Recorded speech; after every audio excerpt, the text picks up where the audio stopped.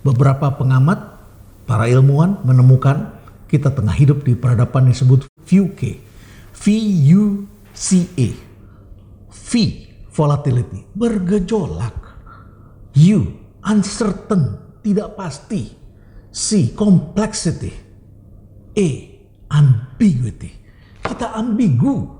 Kita menjadi ragu-ragu karena semuanya sudah saling terhubung satu sama lain.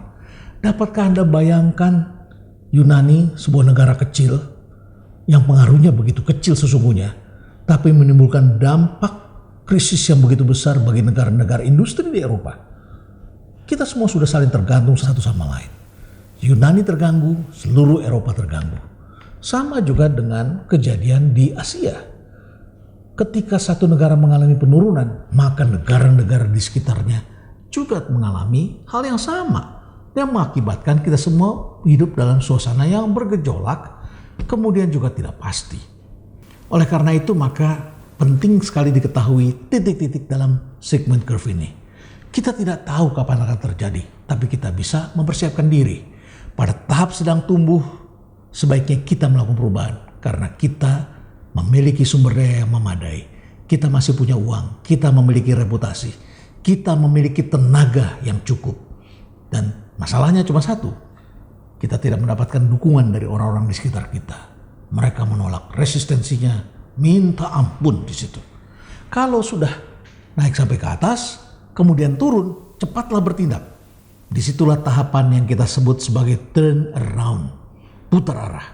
Pada titik itu, titik B ini, kita masih memiliki sumber daya yang memadai. Sudah turun, cash flow kita mulai turun, tetapi kita bisa cegah. Kenapa kita bisa cegah? Karena kita masih memiliki aset-aset.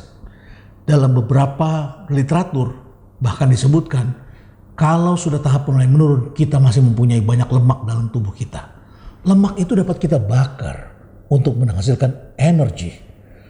Sama seperti sebuah perusahaan yang ketika mengalami pertumbuhan, terdapat kecenderungan para eksekutif di perusahaan itu untuk belanja termasuk hal-hal yang tidak dibutuhkan.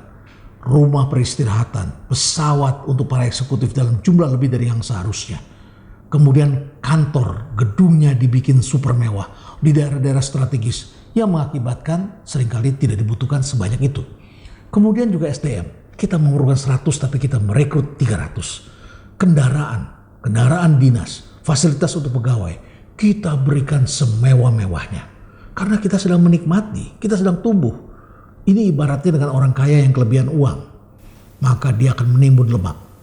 Pada tahapan itu, Anda bisa menutup, menjual aset-aset yang tidak produktif itu. Mengurangi sumber daya Anda.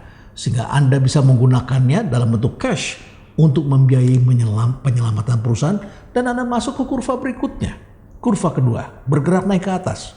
Daripada ia turun ke bawah, masuk ke titik yang kita sebut titik krisis. Titik di mana kita akan mengalami kesulitan karena kita sudah tidak memiliki apa-apa lagi. Kebetulan saya pernah dipercayakan menjadi komisaris di salah satu badan usaha yang kondisinya memang sudah masuk ke tahap krisis. Di situ saya merasakan betapa kita tidak memiliki uang yang cukup untuk bayar gaji. Lemak-lemak sudah tidak ada lagi. Tidak ada yang bisa dijual, tidak ada yang bisa kita konversikan. Bahkan SDM yang bagus sudah tidak ada, seperti cerita saya tadi. Oleh karena itu, pahamilah bahwa dalam sigmoid curve ini terjadi dua hal. Yang pertama, terjadi apa yang disebut sebagai paradox of change. Paradoks. Anda sedang mempunyai resources, Anda sedang tumbuh, Anda mau melakukan perubahan, tapi Anda tidak didukung oleh SDM Anda. Sebaliknya, ketika kita mau mati, sudah tidak punya apa-apa lagi. Tapi semua orang bilang lakukan perubahan. Walaupun tampaknya mustahil. Itulah paradoks. Bertentangan dengan yang seharusnya. Yang kedua, ketika kita melakukan transformasi masuk ke dalam kurva kedua, maka kita pun memasuki suatu tahapan yang disebut dengan zona of discomfort. Discomfort zone. Zona tidak nyaman. Siapa yang nyaman ketika kita harus dirubah? Hal yang paling gampang kira-kira begini. Anda sehari-hari menggunakan jam tangan di lengan kiri Anda. Kemudian oleh orang lain Anda diminta untuk melepas jam tangan Anda dan kemudian Anda memasangkannya di tangan kanan Anda. Ya, nampaknya kelihatannya mudah. Tapi cobalah seperti ini kalau Anda lakukan. Barangkali Anda kesulitan. Barangkali lengan Anda ukurannya tidak sama antara kiri dengan kanan. Yang berakibat rasanya kok tidak pas. Anda lihat di tangan saya, menutupnya saja susah. Dan kemudian setelah saya lihat ini terbalik letaknya. Saya harus memutar kembali, ganti lagi. Dan rasanya pun tidak enak. Kalaupun seandainya saya biarkan dia kemudian ada di jari saya. Katakanlah kemudian saya melepaskan ini dan kemudian saya pasang kembali di sini. Ya, dan ternyata ini bisa ditaruh di saya. Tapi berapa lama saya merasa nyaman dengan jam ini? Di sisi kanan tidak senyaman dengan di kiri. Saya sudah terbiasa di kiri. Maka ketika yang memberikan perintah tidak ada, saya pun mengembalikan jam tangan ini lagi. Saya bergerak mengembalikan ke titik semula. Jangan lupa, manusia selalu dikendalikan oleh zona nyamannya. Manusia selalu dikendalikan oleh kebiasaannya, oleh habit. Kita semua ini bergerak menggunakan apa yang disebut dengan autopilot program. Rasakanlah ketika Anda berangkat dari rumah ke kantor. Anda pergi dari rumah ke kantor, hampir pasti, atau 99% di antara kita, selalu menggunakan jalan yang sama. Dan akibatnya ketika kemudian jalan berubah menjadi padat, ramai, congestion, ya, terjadi kongesti, kemacetan, traffic, kemudian kita hanya bisa mengeluh. Padahal ketika itu barangkali sudah ada jalan-jalan baru, tetapi kita tidak terbiasa dengan jalan baru itu. Kita enggan, kita males menggunakan jalan-jalan baru. Dan kita mengatakan jalannya cuma itu. Kenapa kita katakan begitu? Karena kita sudah nyaman melewati jalan-jalan seperti itu. Terjadilah suasana tidak nyaman. Manusia tidak nyaman karena melakukan hal-hal yang tidak dia kenal. Karena hal itu baru, dia harus belajar lagi. Dia harus mengenal kembali hal-hal yang tidak terduga.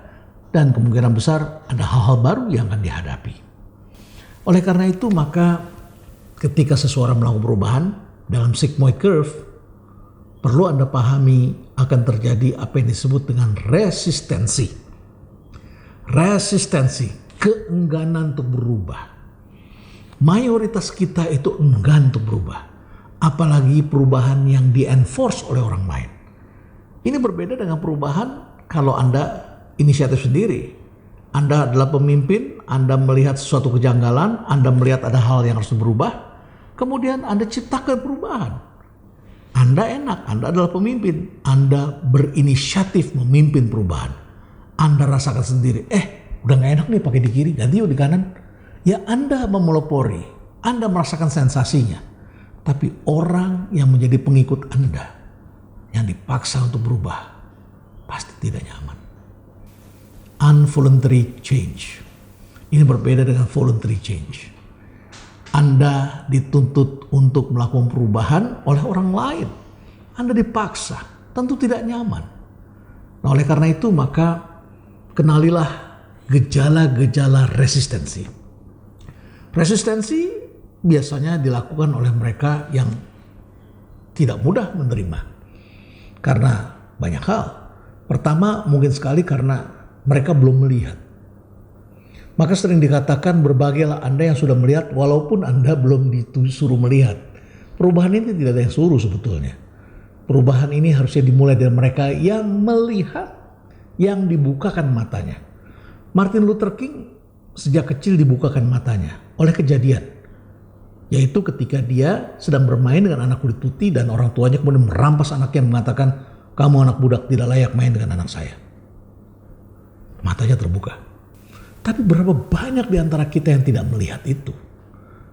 Sebuah video yang ditayangkan oleh seorang anak di China menunjukkan kamera CCTV menangkap seorang anak kecil, balita ditabrak oleh sebuah mobil. Di situ kita melihat di kamera televisi, saya berhitung, dan di situ saya menghitung ada 18 orang yang lewat. Dan ini membuat kehebohan di Cina karena tak satu pun orang menolong anak kecil yang terlindas itu. Bahkan ada mobil berikutnya yang juga ikut menggilas. Hanya seorang pemulung yang kemudian bergerak menolong anak itu. Pertanyaan bagi polisi adalah mengapa ke-18 orang itu tidak tergerak untuk menolong orang-orang, anak kecil yang sedang menderita itu. Dan semuanya mengatakan saya tidak melihat. Pada waktu saya menyaksikan video itu, saya hanya mengatakan, oh my God. Tidak mungkin rasanya orang-orang yang tidak melihat. Tetapi dalam dunia yang sebenarnya seringkali kita saksikan ada demikian banyak orang yang dibukakan matanya oleh Tuhan untuk menjadi pemimpin perubahan, untuk melakukan perubahan, untuk menggerakkan perubahan. Tetapi mereka pura-pura tidak melihat atau memang mereka dibutakan oleh banyak hal. Di dunia birokrasi dikatakan, ya itu bukan tupoksi saya. Mereka menyangkal. Oleh karena itu, maka kita perlu mengenal apa yang disebut dengan istilah self-destructive habits.